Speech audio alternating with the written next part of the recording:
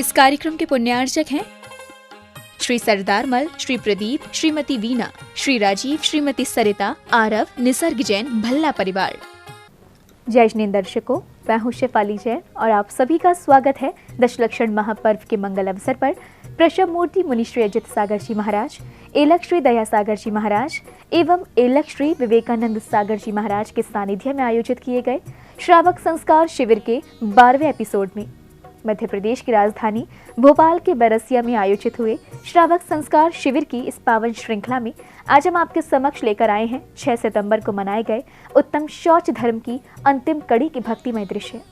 तो आइए दर्शकों, अब विलंब आरंभ करते हैं कार्यक्रम की पावन झलकियां और श्रवण करते हैं गुरुवर के शेष प्रवचन। विगत दिनों दशलक्षण महापर्व संपूर्ण देश में बड़े ही उत्साह के साथ मनाया गया। 3 सितंबर से शुरू हुए दशलक्षण महापर्व 12 सितंबर तक विधिवत चले। महापर्व के चलते मध्य प्रदेश की राजधानी भोपाल के बैरसिया में श्रावक संस्कार शिविर का आयोजन किया गया, जिनमें शिविरार्थियों को प्रशम मूर्ति मुनिश्री अजित सागर जी महाराज, एलक श्री दया सागर जी महाराज एवं एलक श्री विवेकानंद सागर जी महाराज के सानिध्य में धर्म लाभ लेने का सुनहरा अवसर मिला। महापर्व के चौथे दिन यानी 6 सितंबर को उत्तम शौच धर्म मनाया गया, जिसमें भक्तों ने लोभ कषाय से मुक्त होकर पवित्रता को धारण किया।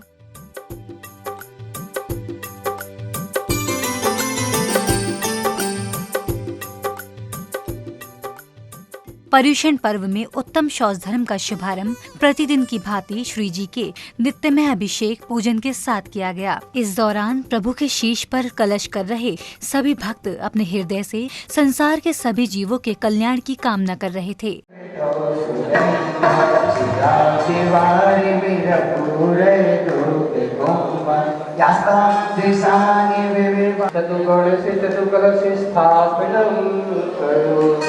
अनंत निर्भर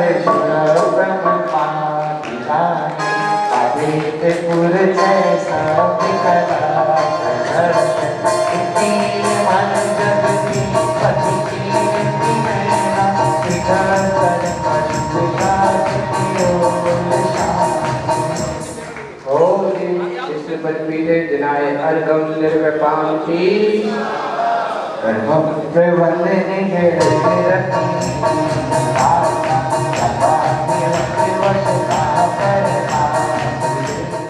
अभिषेक उपरांत सौभाग्यशाली भक्तों ने श्री जिनेंद्र प्रभु के मस्तक पर निर्मल जलधारा प्रवाहित करते हुए शांति धारा की और प्रभु से सभी के जीवन में सुख, शांति, समृद्धि आए ऐसी मंगल कामना की।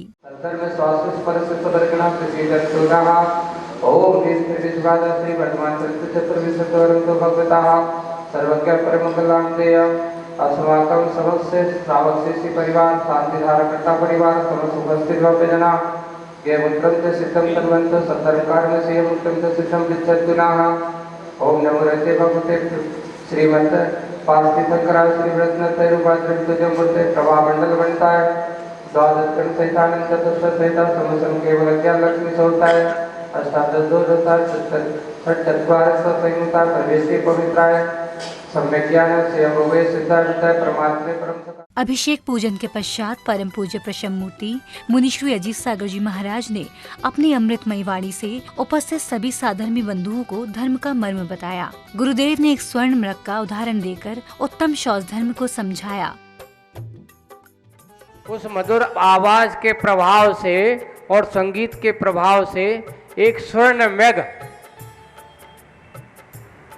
जैसे कहते हैं सोना, स्वर्ण का मृग,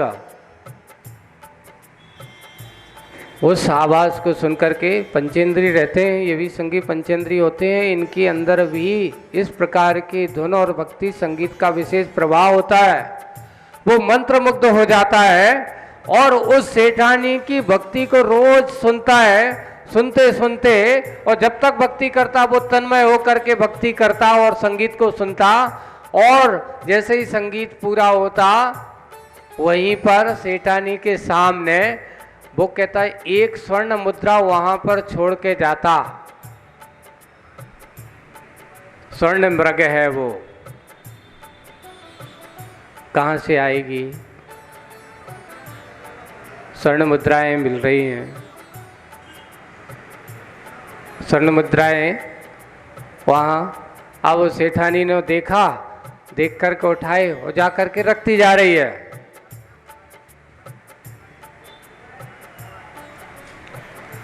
उसने कोई ज्यादा लोभ लालच नहीं, लेकिन रोज की तरह करता है।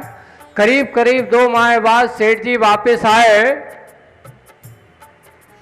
और वापस आ जाने के बाद जब उनसे पूछा कि क्या हुआ, कितनी कमाई हुई, तो एक थैली में स्वर्ण मुद्राएं थी। कितनी थी? एक थैली में स्वर्ण मुद्राएं थी। उन स्वर्ण मुद्राओं को लिया और उसने दिखाया, अच्छा बस इतना ही हुआ।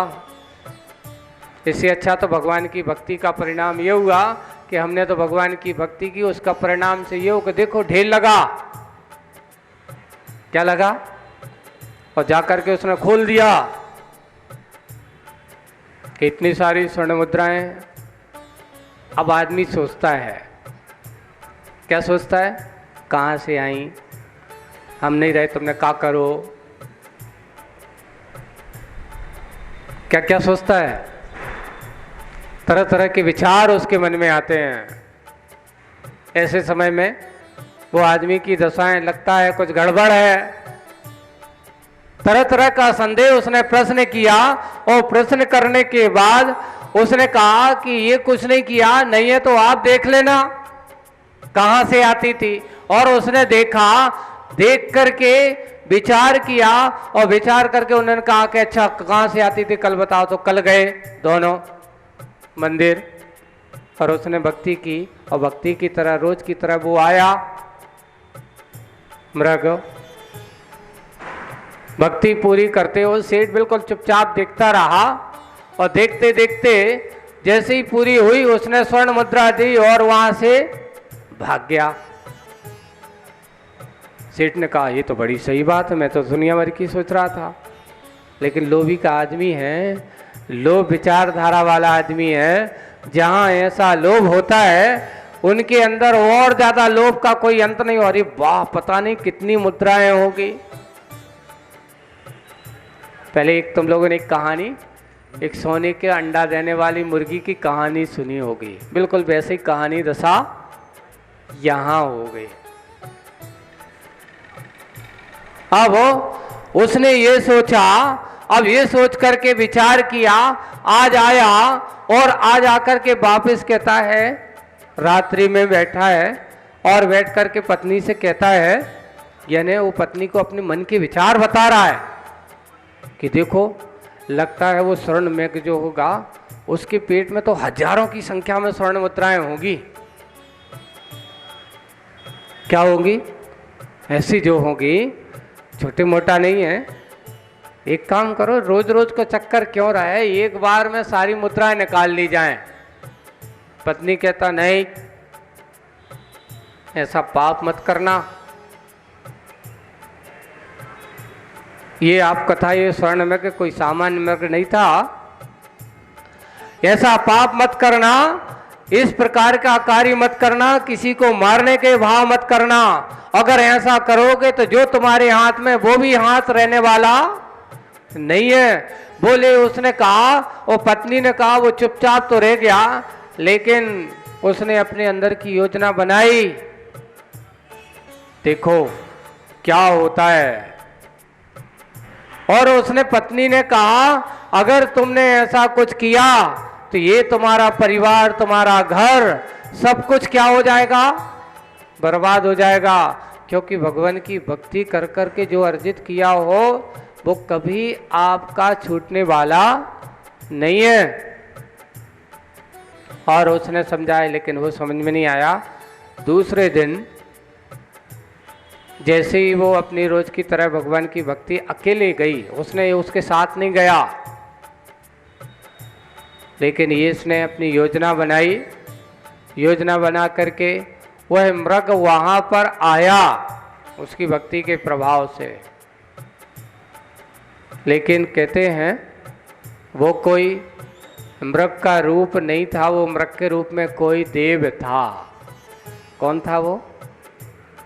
आता था उसको सुनने के लिए, कोई रूप लेकर के। और जब उसने ऐसा जाकर के देखा और उसने जान लिया इधर वह सेठ पीछे छुपा है, अस्त्र शस्त्र एक आदमी उसके साथ में, बोले कि इस मृग को पकड़ना है, मारना है और मार करके इसके पेट से क्या निकालना है, मुद्राएं निकालना है। और जैसे ही उसको पकड़ने गए, हिरण भागता जा रहा है, पकड़ में आया और जैसी पकड़ने की कोशिश वो कर रहे हैं, लोग भागता जा रहा है, भागता जा रहा है, मारने का भाव उसके मन में आया। इधर क्या हुआ कि उसको पकड़ करके उन्होंने उसको मारा, तात्कालिक पकड़ में उसको समझ में, देखो परिणामों को देखना है, देख करके उसको मार करके देखा, उसके हाथ कुछ नहीं लगा, उसके हाथ कुछ नहीं लगा। अब उन्होंने सोच लिया कि देख इसका तो पुण्य, पत्नी का तो विशेष पुण्य है, लेकिन इसका पुण्य नहीं है। लेकिन इसके साथ साथ कभी कभार क्या होता है, एक आदमी करता है बुरा कार्य, पूरे परिवार को भोगना पड़ता है उस कार्य का फल। आज आप लोग ये भी ध्यान रखना, परिवार का एक व्यक्ति कलंकित होता तो पूरा परिवार कलंकित होता है। परिवार का एक व्यक्ति अगर बुरा कार्य करता है, उसका पूरा का पूरा श्रेय उस परिवार के जो अच्छे धर्मात्मा हो। एक समय ऐसा आता है, कैसा समय आता है, जिनके माता पिता ने जीवन भर बिना भगवान के दर्शन पूजन किए पानी भी नहीं पिया हो, और कभी कभार ऐसी संतानों का संयोग हो जाता है उन माता पिताओं को कि वे माता पिता अब समाज में क्या, धर्म में क्या, मुंह दिखाने लायक भी नहीं रहते। इस प्रकार का कार्य करते हैं कि वे अपने आप को दान पूजाओं से वंचित हो जाते हैं, भगवान की आराधना करने से वंचित हो जाते हैं, अपने धर्म को कलंकित कर देते हैं, मात्र अपनी विषय वासनाओं के लिए। और जहाँ ऐसी संतानें होती हैं, वे संतानें जीवन में, क्योंकि जो दूसरों को धर्म छुड़ाए, दान की क्रिया छुड़ा दे, उनके जीवन में कभी शांति हो सकती है? कभी नहीं हो सकती। तीन काल में संभव नहीं है। हाँ, धन पैसा हो सकता है, सब कुछ हो जाएगा, लेकिन शांति का अनुभव नहीं हो सकता। अब वही बात यहाँ उसने आता है। अब आकर के आया, वापस आया, उसने देखा कि यहाँ पत्नी जो थी, भगवान की भक्ति करते समय उसने सुना कि ऐसा कर दिया, सेठ ने उसको मार दिया, उसने सब कुछ छोड़ दिया और भगवान के सामने बैठ गई कि मैंने बहुत बड़ी गलती की। कहते हैं उसका समाधि मरण हो गया भगवान के सामने। पत्नी चली गई, एक पाप करने से, देखो परिवार पूरा, वो भी चली गई, पत्नी का वियोग हो गया। अब वो घर पर दौड़ा दौड़ा, पत्नी थी वो तो चली गई, एक काम करो, जो स्वर्ण मुद्राएं हैं जो रखी हुई हैं घर पर, जाकर की मुद्राएं थी सारी की सारी कोयला बन गई, क्योंकि जिसके पुण्य से जिसका पुण्य था, उसका पुण्य किसी दूसरे के, पत्नी ने अगर इस प्रकार का पुण्य कर्म का उदय था, उसका था, उसके हाथ यहाँ तक कि वो जो कमा करके लाया था, वे भी उसके साथ उस पाप कर्म के उदय में वे भी कैसे हो जाती हैं, सब नष्ट हो जाती हैं। हाथ रह गया, क्या रह गया लोभी का? कुछ भी नहीं रहा, साथ में कुछ भी नहीं बचा। दुनिया की यही विचित्रता है। एक कथा मात्र आपको सिर्फ ये बताने वाली है, आज आदमी की दशा बिल्कुल उसी सेठ की भांति बनी हुई है। उसे धन पैसा वैभव में पुण्य पाप, अच्छा क्या बुरा क्या, हित क्या अहित क्या, ये इस और दृष्टि नहीं हुआ करती, मात्र आवश्यकताएं पूरी करना।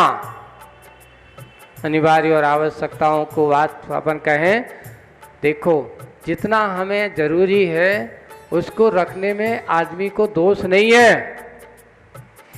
लेकिन जो जरूरी नहीं है उसके लिए और करते रहना। जैसा बड़ी विचित्र हैं, बड़ी विचित्रताओं से भरी पड़ी हैं, हम आप सब इन बातों को बहुत अच्छे से ध्यान रखते हैं। उत्तम सोच धर्म आपके पास है ना। अब आप करना क्या चाहते हो? करना ये चाहते हो तो ये कहा कि आप अगर करना है तो ये काम करो। कल का दिन किसना देखा, आज का दिन हम खोए क्यों? कल का दिन हमने किसने देखा, आज का दिन हम खोए क्यों? जिन घड़ियों में हंस सकते हैं उन घड़ियों में रोएं क्यों? अगर आप वास्तविक सत्यता सौध धर्म की बात करते हो, चिंता कर के पहले जोड़ करके इतना बोझ रख रहे हो, तृष्णा के वश हो करके क्या होगा? अरे आज पर जियो, आज की खुशियों को अपना अर्जित करो। सौध धर्म यही कहता है, जो आज है वो अपना है। कल की चिंता करने वाला कभी भी समझ लेना, ये तो तुम्हारे जीवन का सबसे बड़ा सपना है। अपने को बनाने की कोशिश करो, कल की चिंता मत करो। हम अकल वाले हैं, बिना अकल का काम मत करो, है ना। अकल वाले हो तो बिना अकल का काम मत करो। जो अकल वाला होता है वो आज की सोचता है, और बिना अकल वाले आज की क्या, बरसों की, परसों की, और ना जाने कितने भव की सोचता है। लेकिन सोचना है तो अच्छे से भाव सुधारने की सोचो, धन संपत्ति की जुटाने की मत सोचो। गुरुवर के प्रवचन उपरांत सभी शिवरार्थियों ने परम पूज्य एलक श्री विवेकानंद सागर जी महाराज के मार्गदर्शन में प्रतिक्रमण किया। इस प्रकार ये सारे के सारे एक भावकारी भी होते हैं। इनका नाम बताया प्रारंभ का वित्त बंधन संस्था या बाबा निष्ठास है।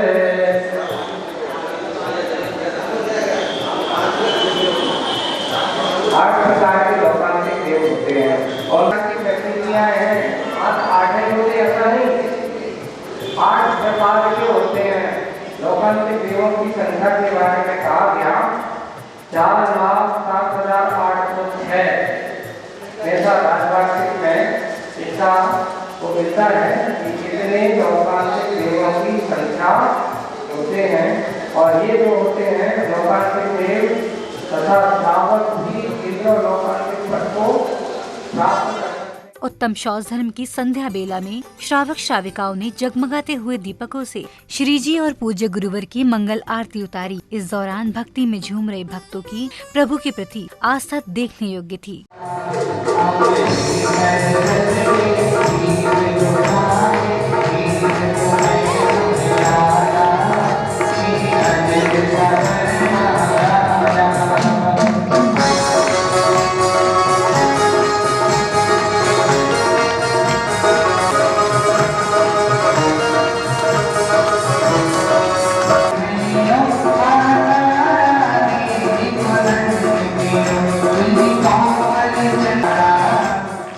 दर्शकों, देखा आपने किस तरह से मध्य प्रदेश की राजधानी भोपाल के बैरसिया वासियों ने 6 सितंबर को मनाए गए दशलक्षण महापर्व के उत्तम शौच धर्म में सहभागिता की और लोभ कषाय से मुक्त होकर पवित्रता को धारण किया।